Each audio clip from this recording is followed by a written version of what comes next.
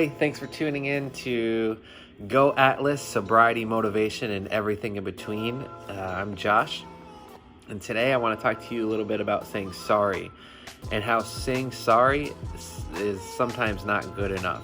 All right, so saying sorry if you forget to hold the door for somebody is all right, but how many times can you continue to do the same hurtful actions over and over and over again and saying sorry for them to the ones that you love the most? After a while, your significant others or friends will just start avoiding you altogether. And this doesn't have to revolve around drinking or drug abuse. Let's say you've got a buddy and he keeps asking you to hang out, or a group of friends keep asking you to hang out, to go to the movies, or even if you don't have a problem drinking, going out and grabbing a couple of drinks at the bar.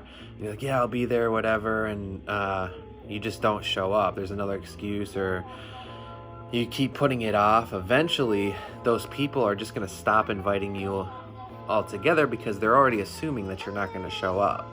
And then if you're drinking, when you do show up, a lot of times you're just way too much to handle. We all have that friend or family member you invite to a wedding, and then before you know it, his shirt's off, he's dancing on the table after a couple drinks, and he's just crazy, making a fool of himself, hitting on your Aunt Sally. And I've been on both sides of this. I've ignored going to events because something else popped up that I had to take care of, that my friends had invited me to. And when I was drinking, I might as well have not attended half the events that I went to because I wasn't really there. A lot of times I was faded. And I hear it all the time. How do you have fun not drinking at these things? And now I'm to the point where it's like, how come you have to drink to have fun? I mean, I get that it's like a social lubricant, some people say, but after a while, you come accustomed to it. And let me tell you, I'm probably one of the worst antagonizers with all my friends when we do go out, and I enjoy going out with my friends now after all this time. My whole life I've lived go big or go home. Really my entire life. There's one or the other, or no in between, and that went with drinking too. If I decided I was going to drink, that was the game plan. There was no stopping it. But right now, all I can do is put myself in friends and family shoes and feel empathy toward them or with them for what I put them through. It didn't take long for when I said sorry for it to not mean anything. The best apology that you can have is change behavior.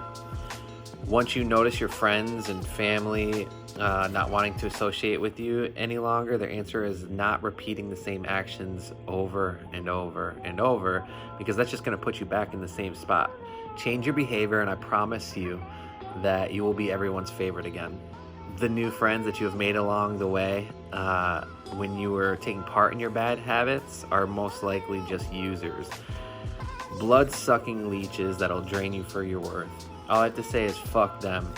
Protect the bond between your family and friends, because that's what truly matters. Anybody that spews negative energy toward you, just get rid of them. And that could be a family member. If it's a family member, nix them. I'll never forget this. My dad one day took me into the kitchen, and it was fall outside. And in my kitchen, there's a sink and there's a window that was behind the sink overlooking the backyard and all the woods that were behind. I grew up in the North Country of New York, in a wooded area. And there was one tree in the backyard that stood out from the wooded tree line. And there was no more leaves on it. And he said to me, "You see that tree, Josh?" And I was like, yeah, I see that tree. He said, "That's your money tree, and there's nothing left on it." All I said was I was sorry, and looking back on it, like, what a fucking joke. Like, I said I was sorry and didn't think anything of it, but they stuck to it. My parents both stuck to it. There was no more handouts, and my parents pretty much just told me to figure it myself out. And within 4 months, I was completely sober, which is pretty wild to think. All I'm going to leave you with today is do not be the boy who cried wolf and say sorry all the time. Take ownership for your actions, and instead of crying for wolf, be the wolf to lead the pack. Thank you very much for tuning in. Hope you all have a safe and enjoyable new year. And I look forward to putting out some more content for you. Please like and subscribe. Hit the bell so you can be notified when I put more videos up. If you're enjoying the content, it really helps me out. Thank you so much. I'll be back. Peace and love.